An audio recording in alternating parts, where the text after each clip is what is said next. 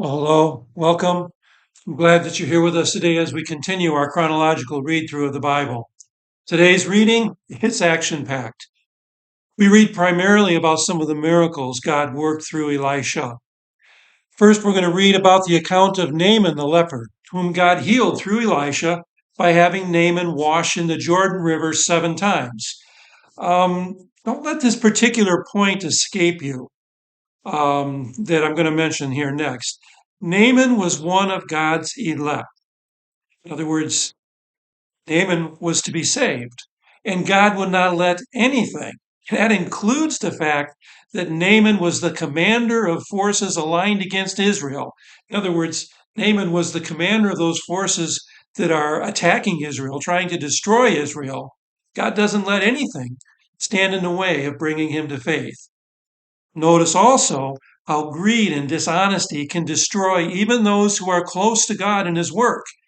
Elisha's servant Gehazi covets the treasure that Naaman brought. He concocts a lie to get some of it and then lies to Elisha to cover up what he has done. This results in Gehazi and his descendants suffering from the very leprosy that Naaman had just been healed of. Next, you're going to read about an axe head that was made to float by Elisha. Remember, a steel axe head in those days would have been very valuable, and this one had been borrowed. If the prophet who had borrowed it could not return it, he would have needed to pay for it, and that would likely have put him into considerable debt. The king of Syria is warring against Israel. We're moving on to the next one now. The king of Syria is warring against Israel, but his every move is being revealed to Elisha by God, who then communicates it to the king of Israel. Now, the king of Syria sends a large force to capture Elisha, but instead, when they get to Elisha, God puts them into a state of confusion that blinds their judgment and makes them willing to follow Elisha, right into Samaria, the capital city of Israel. When they are where rather than being killed, they're treated to a banquet and they're sent home. For at least a period of time, Syria leaves Israel alone, for it's not yet time for Israel to be punished fully for her idolatry and wickedness. So there's a dual miracle going on here. Elisha prays for blindness, and the people, the Syrians, are confused, not able to see correctly what's going on.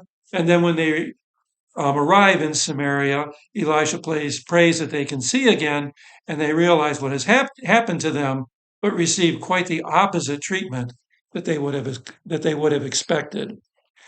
Later on, Syria is executing a brutal siege against Samaria, and things inside the city are unbearably desperate.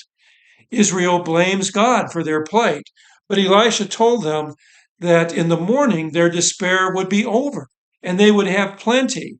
Well, the captain of the group that was sent by the king of Israel to inquire of Elisha, he doesn't believe this for a moment, and he sarcastically expresses his disbelief in God's promise, and was then told that it would indeed happen as the Lord said it would through Elisha, but he, the captain, would see it, but he wouldn't receive any of it.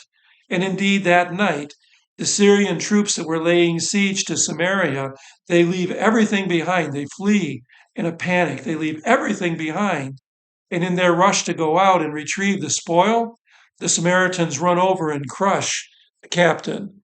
So the Samaritans indeed had their plague, or not their plague, but their famine relieved. But this particular captain sees it, but does not partake in it. Again, we hear about the Shunammite woman. We heard about her a few days ago. In this particular instance, now she's forced to leave Israel for 7 years because of a famine. But when she returns, she receives back her land and the lost income from it for that period.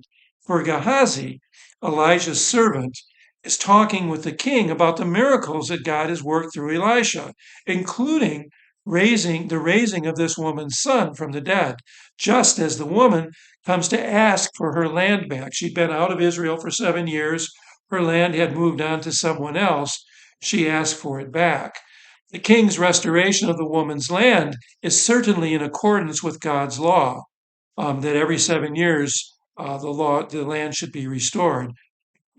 Restoring to her the income that she would have received does seem to be a magnanimous extra on the king's part. Later on, Elisha tells Hazael that Hazael that he will become king of Syria, even as Elisha weeps over the complete and total destruction that Hazael will bring to Israel. Jehoram, and again, this is a little bit further along. Jehoram, whose wife was a daughter of the evil king Ahab, he became king of Judah. But he did evil in the sight of the Lord, as did the kings of Israel. Judah's next king, Ahaziah, who's married to the granddaughter of King Ahab, was also evil. As a number of the kings of Judah had been doing, he allied himself with King Joram of Israel. His reign lasted only a year. And tomorrow we will learn more about the fates of these two kings, the king of Israel and the king of Judah. So, as always, I pray that our time together is helpful. Actually, there's a lot of activity going on over the next few days here, and it can get to be a little bit confusing following between the kings of Israel, the kings of Judah, and all the other things going on. So, I hope this time is helpful. I look forward to spending time with you again tomorrow.